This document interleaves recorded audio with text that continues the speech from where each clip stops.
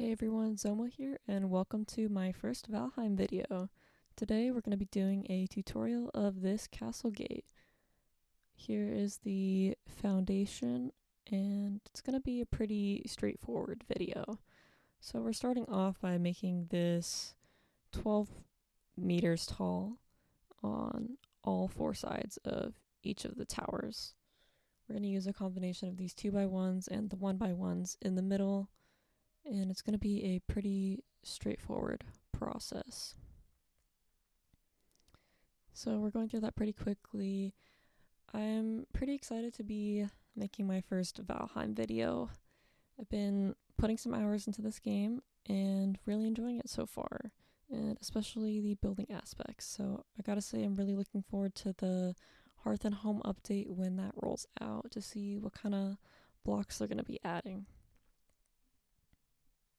So that was pretty straightforward. Then we're going to go ahead and add this kind of ring around and these little forked features. I know there's a word for them, but I am totally blanking on it. But this thing, and it's going to be the same on all four sides and on the other castle as well.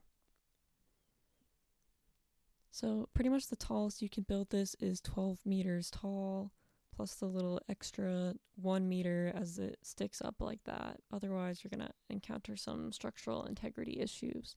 It's possible you could get maybe a couple extra meters with the iron bars, but I kind of like them at this height anyway.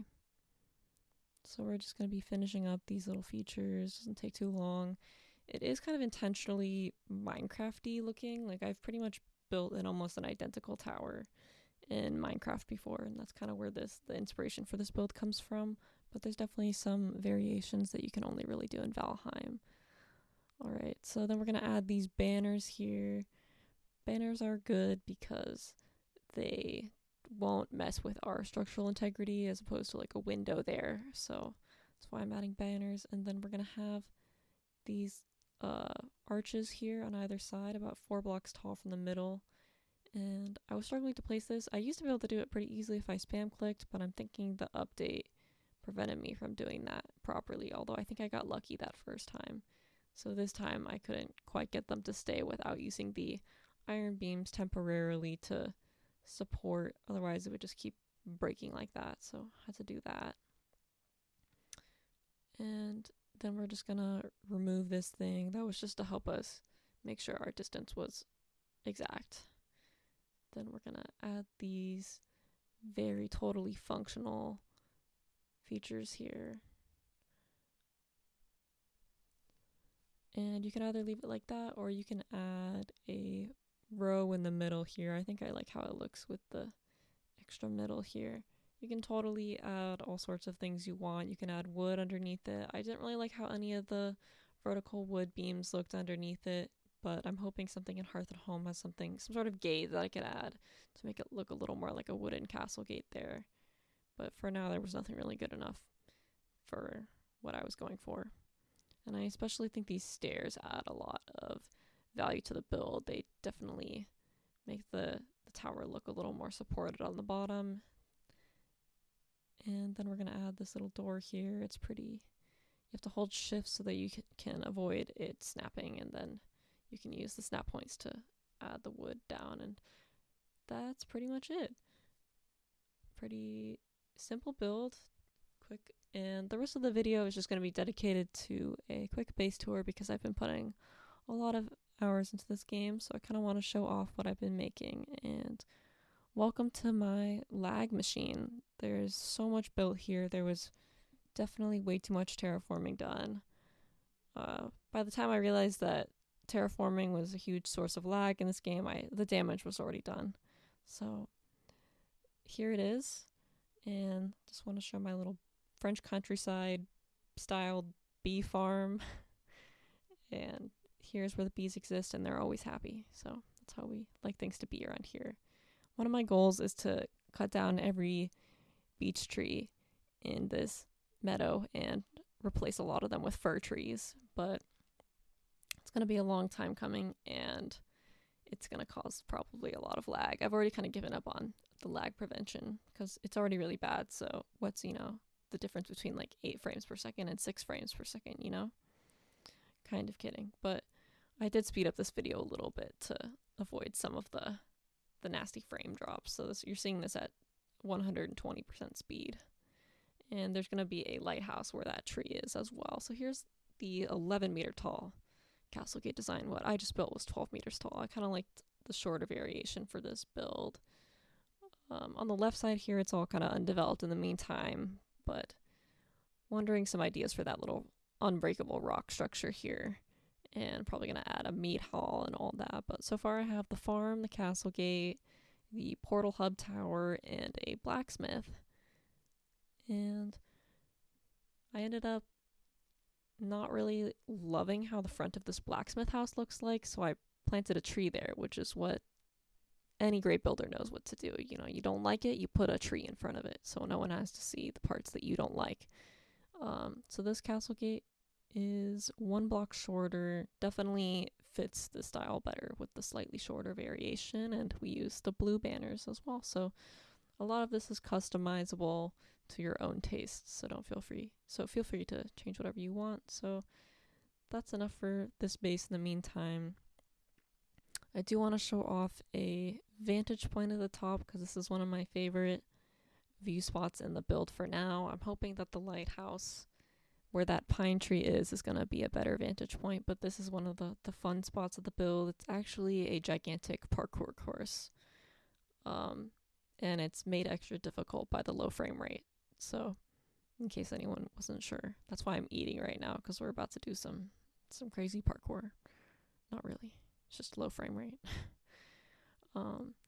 So I really like the view from up here. This part was excavated way too much. It's definitely causing a lot of lag right here, but worth it, right? Totally worth it. So we're about to yeet ourselves off really quick, so that's why we're getting our health regen. And you can see all the stuff that we build across the lake as well. So damn, that was a big jump there, and got us down to 5 health points. So in case you didn't know, fall damage is capped at 100 health points, which is a good thing to know if you're going to be doing a lot of building. That's why I'm usually eating while I'm building, because building can actually be pretty dangerous in this game if you haven't eaten food. So yeah, one of my goals for this build is to kind of have the whole perimeter of the castle to be walkable, so you can shoot at anything from the edges if you get like drakes attacking or whatnot. And this is the upstairs portion of the blacksmith. Have the forge on the left side over here and the workbench on the right, and I just made myself a bed there because I don't know. And yeah, so then I want to show off one more thing that's not a part of the main build. It's going to be a little log cabin that I made with my friend. We were having some fun making it. I definitely really enjoy building in the mountain biome, even if it is kind of annoying living there with the pests that you can acquire. The drakes are particularly annoying to deal with because they'll do lots of damage to your roofs and stuff, and there's not much you can do about that besides kill them as quick as you can. So we're gonna walk outside here, add some fences that don't look great, but they're to keep the dog from leaving because we're very protective of our dog. And the beacon that my friend made, it looks pretty cool, kind of Lord of the Rings inspired.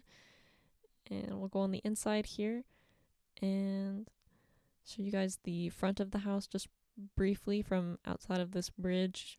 This bridge has been attacked a few times by some monsters, but that hasn't destroyed our spirits from rebuilding it every time. Yeah, so that's what it looks like from the front, and I'll show a few more angles as well. Definitely, I love builds that kind of expand on either side, and there's kind of a mix of function and prettiness, but mostly prettiness. If it comes between functionality and looks, we're going to choose looks 10 times out of 10. So, but it's nice when we can somehow get both, you know? So we have this ladder to get up to the roof. And I think the roof is actually probably one of my favorite angles to look at the build. It was actually pretty hard getting it to fit all together, these two roofs connecting and having it look decent and all that. especially with the tower in the corner. There's a lot of moving parts to deal with and work around. So that was pretty much it for the cabin and the base tour. I have plans of making a mountain fort and probably a tutorial to go along with that. In the meantime, I'm just really enjoying playing this game co-op survival style and just wanted to do a quick tutorial for the castle gate that I made for my base. And if you liked the video, feel free to like and subscribe for more Valheim building videos in the future. Really looking forward to playing some more of this game. Having a lot of fun. We've actually only defeated the third boss, if you can believe that, with all the building progress we've made. That shouldn't surprise many of you, but yeah, we're taking this game at our own pace and really enjoying the journey of it. So, see you all next time.